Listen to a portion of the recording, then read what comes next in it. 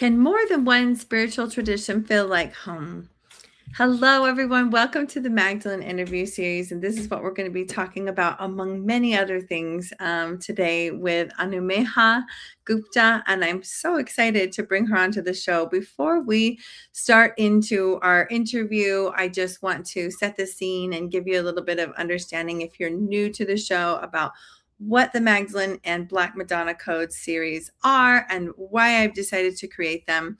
We're really seeking to widen the conversation around Mary Magdalene, around the Black Madonna, and also around what it means to kind of carry those codes with us today, to be spiritual women leaders today, and include all of the lineages and honor all of the lineages that have carried these traditions, sometimes in great oppression, before us. All of the reason why we're able to even sit down and have these conversations today. And I love I don't love the oppression that Mary Magdalene and Black Madonna as a symbol have faced, but I love the fact that they relate to women today and the different ways that our power has been oppressed, or our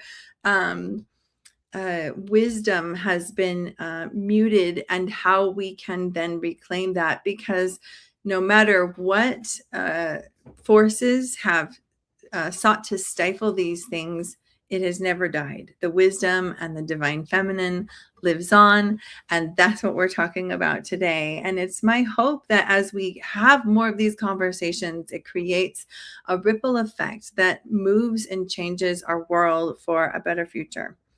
So this is also done in relationship to the Magdalene and Black Madonna Codes retreat that we're hosting in the south of France. Myself and Deidre Towns, if that's interesting to you, we'd love to invite you to reach out, have a conversation with us, and we can talk more about if that's a good fit for you.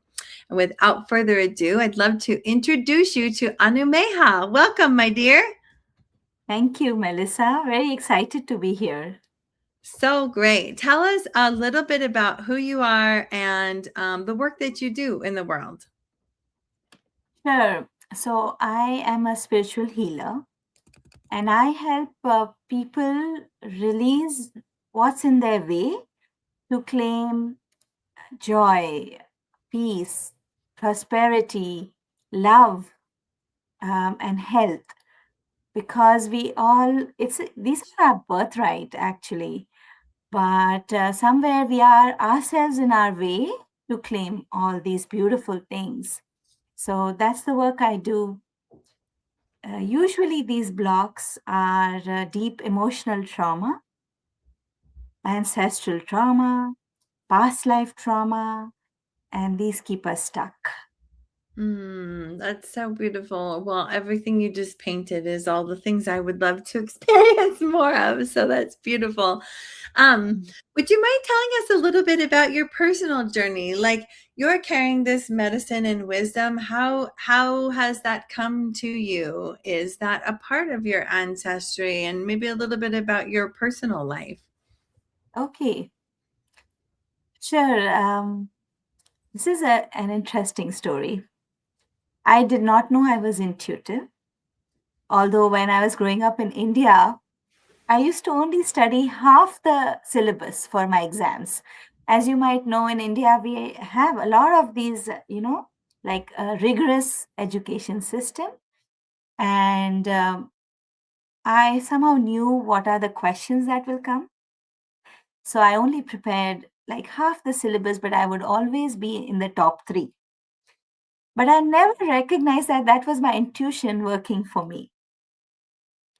And as I grew older, I did my MBA. I was working in corporate, and in 2013, when I moved to US, I had a spiritual awakening, which means that somehow I did not find meaning in my work anymore. That is one of the signs. And I wanted more fulfillment, and I knew I'm here to help people heal. I had no idea how, but I knew that I could find a way, and somehow I have always had a lot of faith, always. I just know that there is this energy in the universe, there's a higher power which is going to catch me when I fall and if I fall. So I started looking inwards. What are my gifts? And I started exploring what are the careers that are in alignment with my gifts. This journey took me into Ayurveda. And first, I studied with an Ayurvedic doctor from India for a year. And very fascinating science, more about self awareness and preventative health. And then the next year, I was very attracted to a Vedic monk. Her name is Mother Maya. And when she used to speak, I used to go in a trance. I was so drawn to her work, I decided to study again the same kind of course, but from her angle, which was a very spiritual angle. And the things I learned about Ayurveda from her just blew me away because she is someone who had cancer. She was actually a fashion stylist, a fashion designer, and she had cancer. And I think maybe 8 or 10 operations later, like 10 surgeries later, she went into a cabin and had her own, like a spiritual, I won't say, I don't think it's awakening because this was a huge thing for her, like a revelation. And then she studied Ayurveda directly from the texts, not through, she had guidance, but she went straight to the original texts to study. And then the things that she taught me blew me away because she came from the goddess tradition, that is Tantra. So she came from the Sri Vidya lineage, which is from the goddess. And everything she taught me was about getting into the flow state, which happens when you connect with the goddess energy. Otherwise, we are always in the hustle state, pushing, which is the masculine energy, where you are the doer and you are the provider and you are leading from your head. And this is right and this is wrong, and you need to push and get things done. And in the end, you can feel very exhausted. But when you tap into the divine feminine energy, and we all have both masculine and feminine within us. So when we tap into the feminine energy, which we do by connecting with the goddess energy, that's how you tap into your own feminine energy. Now you are listening to your heart. And when you do that, your heart is the seat of your soul. Mm. So now, when you are walking the path of your soul, the universe provides for you and it opens up opportunities, and you just keep walking and you caught the flow. So now it feels effortless to some extent. So the energy is about resting and receiving. You don't need to kill yourself. That's so beautiful. I mean, it's interesting. So, as someone who knows a little bit about Ayurveda and knows a little bit about Tantra and these areas, like from my perspective, my limited knowledge, it's like Ayurveda is helping you know how to eat in your most optimal state, Yes. and then Tantra is helping you connect to like energy and flow systems. I've never heard Ayurveda and Tantra kind of marrying each other or working simultaneously. And certainly in relation to like flow state and talking about like, yeah, well, how you eat then affects your flow state. And it sounds like you are like Ayurveda maybe has a bigger umbrella than Yeah. I know about. Yeah. Oh, absolutely. I would love to share about Ayurveda. Sure, please. So, Ayurveda is more than 10,000-year-old wisdom from India, which was developed by the sages, not by doing research in a laboratory. This is by going into very high levels of consciousness through meditation, and nature revealed its secrets to them. And what they found is everything in the world is made of 5 elements. Everything. And when you understand how the 5 elements are designed in you, because you have a unique combination, then you can choose food and a lifestyle that keeps you in balance. For example, if you are the 5 elements are space, air, fire, water, earth. Very simple. Now, if you're someone who is dominant in fire naturally, and you eat something really spicy, now you can't tolerate it because you are aggravated. Mhm. But if you keep doing that again and again and you don't listen to your body, you can end up with ulcers in your stomach. Now you're falling sick. So, Ayurveda empowers you to understand who you are to start with, and then what is really going to suit you so you enjoy longevity. And the other most important thing, you are able to step into your purpose fully without your body holding you back. Mm. Even in yoga, the first step is always sit in a comfortable position because you don't want your body to affect you or distract you. You need your body to be absolutely healthy, working fine, so you can transcend it and do the hard things you were here to do. And Ayurveda helps you do that. But in Ayurveda, there are 3 paths to healing. The first path is Yukti Vyapashray Chikitsa, which means you use food, lifestyle, herbs to come Mm. into balance. Second one is Sattva Vajay Chikitsa, which is counseling. The therapist we go to, right? Even in Ayurveda, when you go to the practitioner, they will understand what's really going on in your life. So that counseling aspect, so important. But there's a third path, which is equally important, which is called Dev Vyapashray Chikitsa, which is divine help, divine, divinity, spirituality. And that's where this connection to divine feminine comes in. Mm. Wow. Um, yeah, it's much bigger than I knew.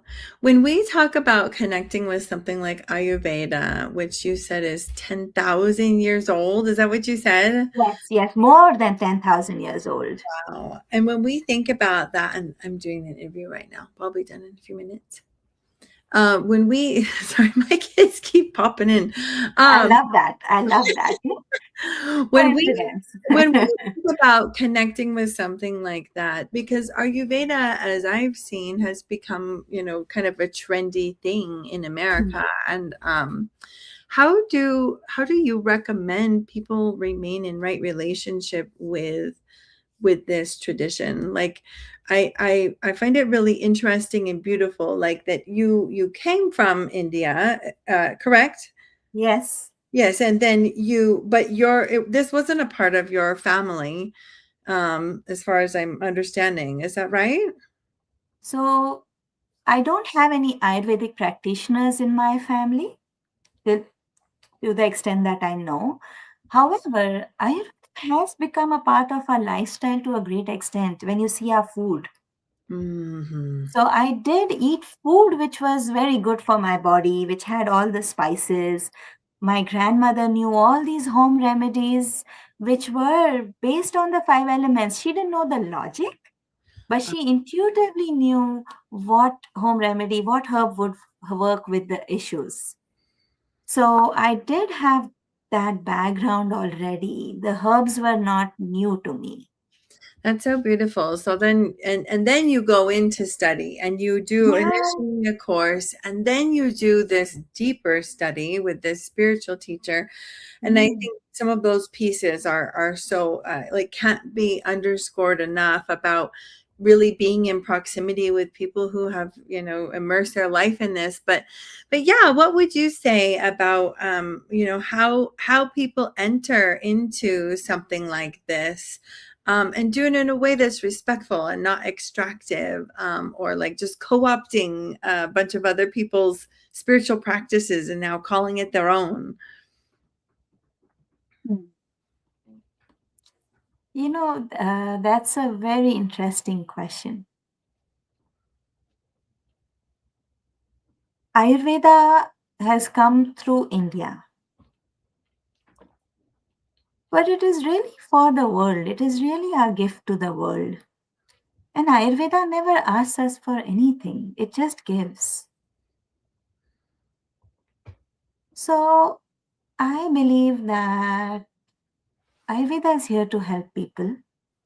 And today there's so many people in US also who are studying Ayurveda, who are becoming practitioners, who are going to Ayurvedic practitioners. And it's because their time has come. Mm, They are chosen. Ayurveda chooses you. mm, And you find the person who is perfect fit for you automatically. And I feel like so many people talk about cultural appropriation. I'm also a yoga teacher. And some people say, yoga is not in the West, yoga is like an exercise. But in India, yoga is a spiritual practice. right. Yoga is something we do 24 hours a day because it's the way you show up, how you behave, your integrity. All this is yoga. But here it's like exercise and the Surya Namaskars and you're sweating. And people would say, oh, this is wrong. Yeah. And I thought about it myself. Is this wrong really? I mean, no, these ancient wisdoms are first of all huge. They are expanded. Like you understood, even in Ayurveda, there are three paths to healing, which actually covers every healing modality ever. Yeah, Right. so they are huge and they meet you where you are. Today, you need exercise because there are three qualities of the mind: tamas, rajas, sattva. Sattva, rajas, tamas. Let me say that. Depending on where you are in your mind, if you are in a rajas state of mind or a tamas state of mind, let's start with tamas. Tamas is inertia and a dullness, brain fog, right? If you tamas state of mind, you cannot go to sattva. Sattva is truth, clarity, peace, joy. You can jump from tamas to sattva. You need to go through rajas. Rajas is activity, like enthusiasm, very active energy. And then slowly you go to sattva. So when you need to shift from tamas, you need exercise to shift you to rajas. Mm, Yoga is meeting you where you are because maybe that's what you need right now. You yeah. keep doing the exercise, you keep shifting your mind from tamas to rajas, and now you are ready for the more spiritual yoga, more meditative yoga, which will now move you from rajas to sattva. That's very beautiful. That actually reflects exactly my journey. I'm also a yoga teacher. I did a vinyasa, hatha, yoga teacher training in 2013, I think. Mhm. So it's been a while, that I've been able to, teach and everything. And when I did that yoga teacher training, I was really so hungry for peace. And I was desperate. Like I was like, I've tried everything all the tools that I was given have not been sufficient, and like I need help. And I mean, I did my first few classes in a gym, Huh. And that yoga, I was like, there's something about this, and I am sure that whatever it is, I'm not going to get in the gym. And so I immediately found a yoga teacher training, and it was, oh my gosh, I was in my mid 20s. It was a big investment for Huh. a big sacrifice at the time Huh. of time and money. But it's interesting because I see that yoga teacher training as like the fertile soil that opened me up to everything. Like I wasn't seeking healing tools. I didn't know about energy healing. I was skeptical of a lot of these sort of maybe like alternative healing modalities until I started to notice that I was feeling my emotions in my body, or noticing all the practice of noticing and these different things that when we studied the sutras and stuff, that opened my mind to just different perspectives. So that's really beautiful. And I so appreciate that. And I still think that it's so wise for us to ask how to be in right relation. Like one of the things that, and I don't feel like, I don't have all the answers, and I don't know if there even is a perfect answer, but I think it's important that we ask the questions. Like Yeah. something that I think about a lot is when we're trying to be in right relationship with a spiritual practice, to then be in proximity with the people who are currently carrying the tradition. And that's one element that I do see missing for a lot of yoga practitioners, and even for myself. It's like, what does that mean? Like, I don't have a lot of friends from India, or I don't know like how I can be an ally to, maybe people who have immigrated from India to America. Or I'm like, there has to be something with the people themselves, because otherwise I'm benefiting from these traditions while they're still suffering, and I don't like that. And I don't know how to change that when it comes to things like yoga and Ayurveda and those pieces. And I'm curious if you have any thoughts to any of that. Mm. So let me understand what you're saying. You're saying that you have benefited a lot from yoga and Ayurveda, and you know so many immigrants are coming from India, and you would like a way to kind of, it feels like you want to give back because you got so much. Is Yeah, that what you're saying? yeah, And you want to help people, yeah. and in particularly you want to help people who are from these traditions. Yeah, yeah. That it feels like if I'm going to take from the traditions, that I should give back in some way to the people who have carried the traditions. And it's very complicated, I feel, when it comes to yoga in particular, because it was brought by Indian teachers Hmm. who there was this, whatever it was, council or something, decision that like we Ah, will now share yoga with the world.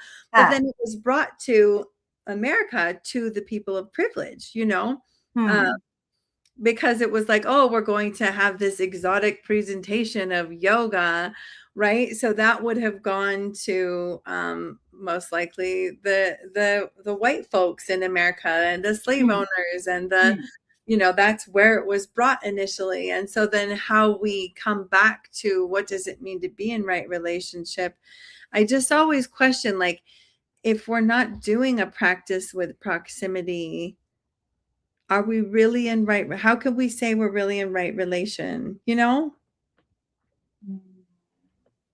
So when we are not doing a practice in proximity, Yeah. in the sense of proximity to the country, to the people, To the people. Yeah.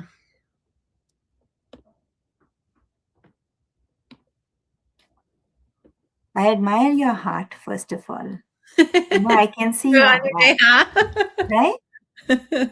You feel like you've gotten so much, and you want to be in integrity with yourself, it seems like. Yeah, exactly. I think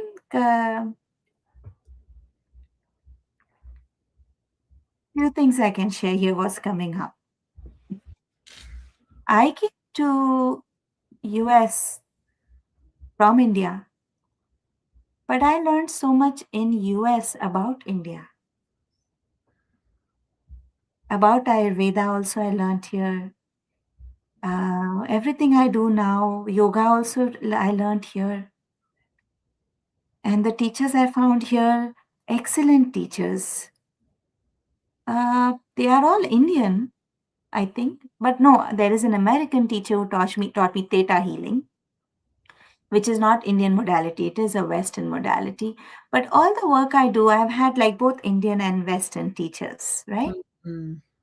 And I have come to know that we are not just from this life. We have so many past lives. Mhm. And I do feel I've been a Native American in one of the past lives. That's why I came to this country. Wow.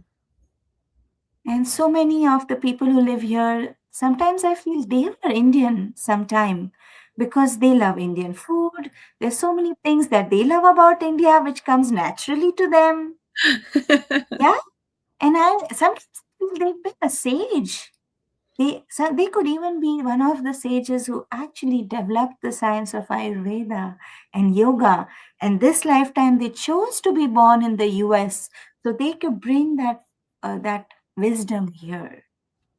It was always carried in our cells, right? And our soul carries it, right? So now for me, the boundaries of the countries, the boundaries of the cultures, everything is now mixed. Mm. Who's Indian? Who's American? I have no idea now. Yeah. No idea.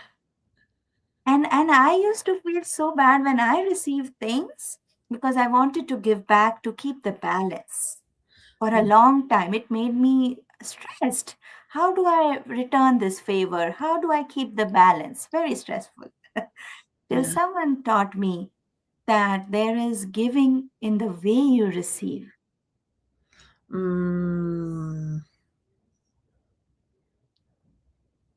That's beautiful. Well, thank you so much for your time with us today. This has been so beautiful. And, I invited Anumeha onto the show. We didn't touch a lot on Mary Magdalene and Black Madonna today because I recognize from my lens and my perspective that she's carrying so many of what we are calling the Black Madonna codes or Magdalene codes, these elements of willingness to stand alone and stand true to what you know, these elements of connecting us to our souls and to our hearts and to these ancient divine feminine principles. And Anumeha said, I don't know a lot about Mary Magdalene and Black Madonna. And I said, that's okay, you don't have to. The wisdom that you are carrying is so beautiful. And I think it's so beautiful that not having known consciously these teachings, but that how they had influenced you, and that then moving to America is when you brought all of these teachings on board, and it's so obvious that it's so natural to you and such a part of your gifts and the medicine that you are meant to carry on the planet today. And it's just beautiful. So thank you for sharing your journey with us today. And I know you are doing some really exciting things. So before we wrap up, please tell us about, you've got a retreat coming up very soon, and whatever else you want to invite people to. We've also got your link to your website in the description above, and you can go follow Anumeha here on social media as well. But yeah, tell us what you're inviting people into today. Okay. Sure. Thank you, Melissa, for this opportunity. And I want to invite people, first of all, to understand that if you are suffering right now, it is an opportunity for you to grow, to look within, find the blocks, and when you release them, you will find greater freedom and clarity. So, yes, you can do it. Everyone can do it. So, that's first thing.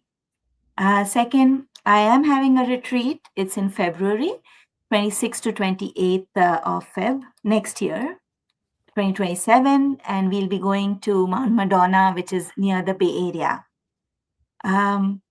The goal of the retreat is again to take a sacred pause so we can listen to the guidance within. We are also going to play with sacred geometry there. I have 4 spots left. So if anyone is interested, you could, I guess, email Probably we'll put my email somewhere. You can email me.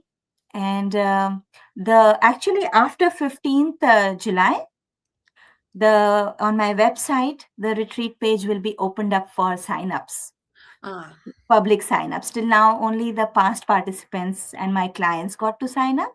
After 15 July, anyone can sign up through my website. So that will be the best thing after 15 July.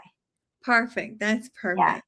So thank you. exciting. Well, thank you again for sharing your wisdom with us today. And thanks to those of you who listened. If you have questions or you want to ask her more about Ayurveda and things, pop those into the comments and we'll keep an eye in the next couple of days and make sure that we respond to you. And we'll see you all next time on the next episode of the Magdalene Interview Series and Black Madonna Codes. Bye for now. Bye.